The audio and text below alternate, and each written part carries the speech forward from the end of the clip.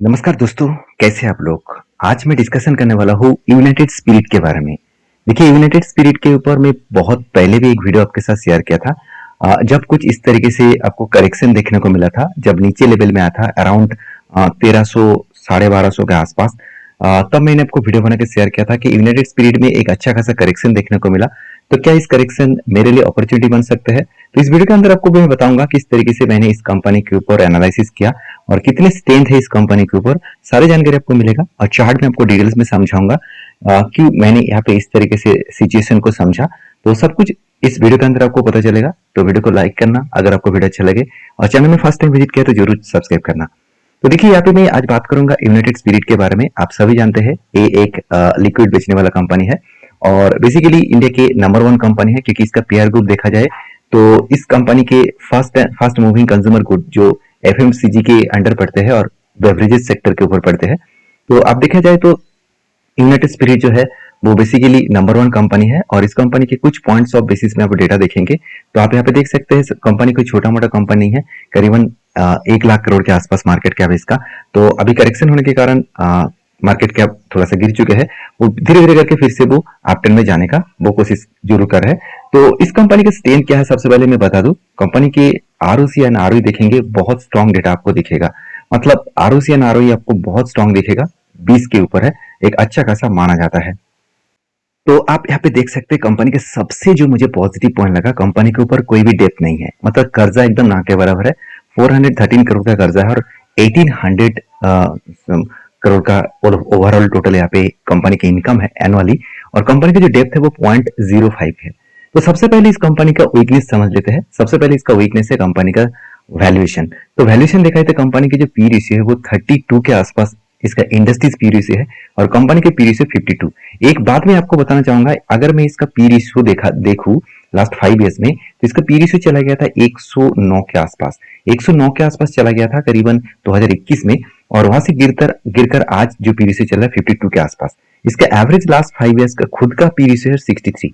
मतलब कंपनी खुद के पी रेशियो से ज्यादा है, सॉरी सस्ता है, मगर इंडस्ट्रीज वाइज देखा जाए तो कंपनी का पी रेशियो थोड़ा सा ज्यादा है। और एक पॉइंट यहाँ पे मैं और ऐड करूंगा, वो है इस कंपनी का प्राइस टू बुक वैल्यू। तो प्राइस टू बुक वैल्यू अगर देखा जाए तो इसका भी एवरेज निकल कर है 12 के आसपास और अभी करंटली चल रहा है 11 के आसपास, 10 के आसपास चल रहा है। तो सोचिए, वैल्यूएशन भी, खुद के वैल्यूएशन भी कम है और इसका प्राइस टू बुक वैल्यू भी कम है। इसका मतलब यहाँ पे एक स्टेबिलिटी कंपनी को देखने को मिल ही जाता है। और दूसरी बात, यहाँ पे अगर मैं कंपनी के कुछ कॉन्स देखूं तो कंपनी के जो स्टॉक का जो ट्रेडिंग टाइम्स है, बुक वैल्यू जो है वो 10 टाइम्स ज्यादा है। और साथ ही साथ कंपनी का जो सेल्स ग्रोथ है वो थोड़ा सा लास्ट 5 ईयर्स में वीक हो चुके हैं।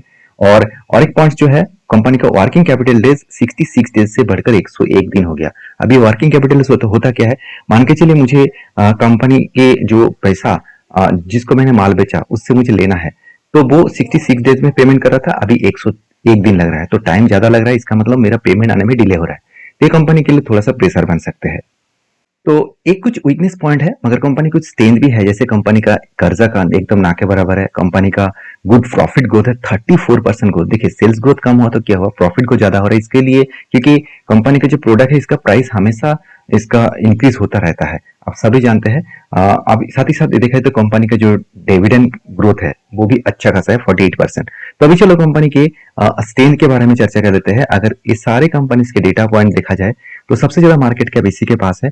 और कंपनी का देखा जाए तो वैल्यूएशन थोड़ा सा ज्यादा होने के बाद भी कंपनी के सेल्स ग्रोथ, प्रॉफिट ग्रोथ आपको पॉजिटिवली दिखेगा। सबसे इंपॉर्टेंट पॉइंट क्या है, रिसेंटली जो क्वार्टरली रिजल्ट आपको दिखेगा तो कंपनी का जो सेल्स ग्रोथ है वो एक रेंज के अंदर है और प्रॉफिट ग्रोथ जो है वो तगड़ा आपको दिखेगा। इसका मतलब सेल्स ज्यादा होने के, मतलब कम होने के बाद भी कंपनी का प्रॉफिट ग्रोथ बढ़ने के एक रीजन है, कंपनी ने इस बार आधा इनकम में अच्छा खासा पैसा कमाया।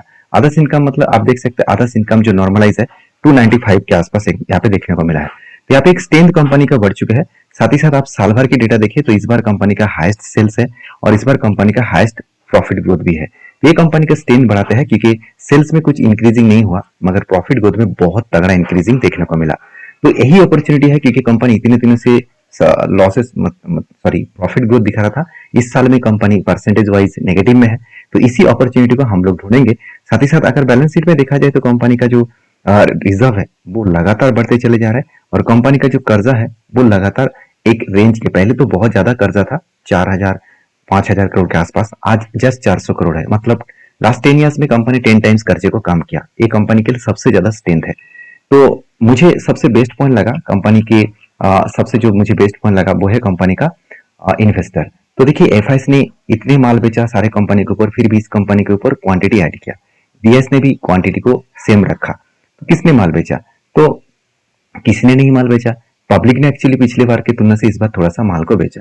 तो पब्लिक जब माल बेच रहा है तब अपॉर्चुनिटी ढूंढना चाहिए। तो आप यहाँ पे चार्ट को देख सकते हैं किस तरीके से चार्ट ने एक अच्छा खासा करेक्शन लिया। सितंबर 2025 में एक लोअर लेवल तक आया, 52 लो तक आया। यहाँ पे जो रेड वाला लाइन है 52 लो का लाइन है, और यहाँ पे टॉप वाला लाइन है 52 हाई का। तो मैंने यहाँ पे जब भी 52 लो को टच किया तब मैंने यहाँ पे पॉजिटिव डिसीजन लिया, और मैं यहाँ पे हाई लेवल तक मतलब 1600 तक 1700 तक इसका जर्नी का इंतजार करूंगा। तो जो 40% तक यहाँ पे रेंज दिखा रहा है। तो ये मेरा राय है, आपका क्या राय है जरूर मुझे कमेंट्स करना। वीडियो अच्छा लगे तो लाइक करना। तो ये कोई रिकमेंडेशन वीडियो नहीं था। Thank you.